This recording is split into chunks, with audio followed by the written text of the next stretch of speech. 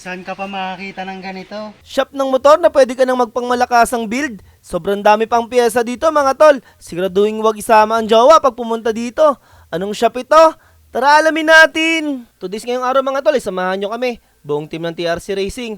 Pupunta pala tayo ng Ibaan, Batangas para bisitahin ng isang warehouse ng mga motor parts mga tol. Pagpasok mo dito, ibubungad agad sa'yo si ate. Ha?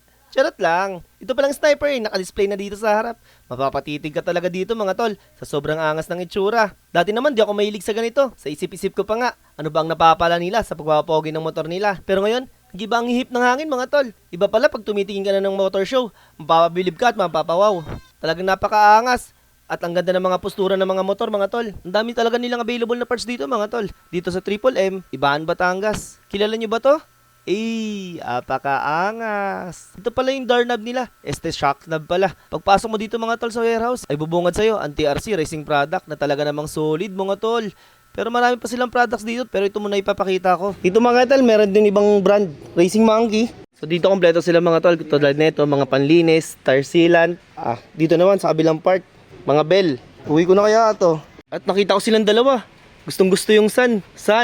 Baka naman. Saan napadalahan mo kami nito?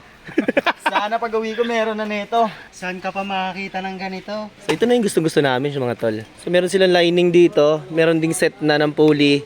So hinahanap natin kung saan nakalagay yung torque nila. Dito iba't ibang uri ng bell. Yan, Sun, baka naman. Available din yung mga iba't ibang uri ng spring. Mga brake shoe nila, Sun pa rin yan, slider, clutch lining with gasket mga tol. Mga carburetor nandito. Kompleto rin ng Sun Racing dito ng mga flyball. So pwede kayo pumunta dito para mapilian nyo yung para sa motor nyo.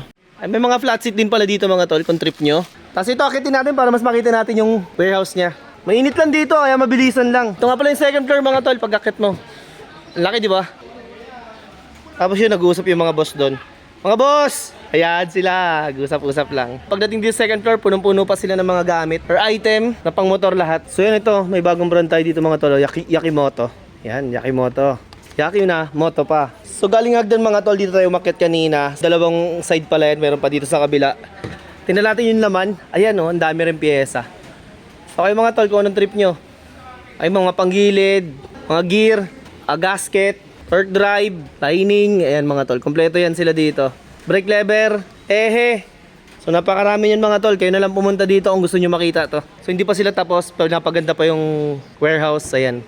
Ang dami pa dito ng mga rack. Pag pumunta kayo dito mga tol, siguraduhin yung may budget kayo. Huwag nyo na isama jowa nyo. Dahil mapapashopping talaga kayo dito mga tol. Dahil first time natin makapasok sa ganitong motor shop, and mangha talaga tayo. Parang ang sarap mag-build ng motor tuloy pag nandito ka sa loob. Kayo mga tol, nakapasok na ba kayo sa ganito kalaking shop ng motor? May mas lalaki pa ba dito? At sa ang motor shop kaya ulit tayo makakabisit? Itutur nila ako sa isa nilang warehouse kasi may kaibigan daw sila dito. Kaibiganin natin, tara hanapin natin. Babae ba yan, sir? Iba-iba. Iba-iba raw. So napakalaki. Saan yung kaibigan mo dito, sir? Babae? Laki ng warehouse dito. Yun lang. Bye!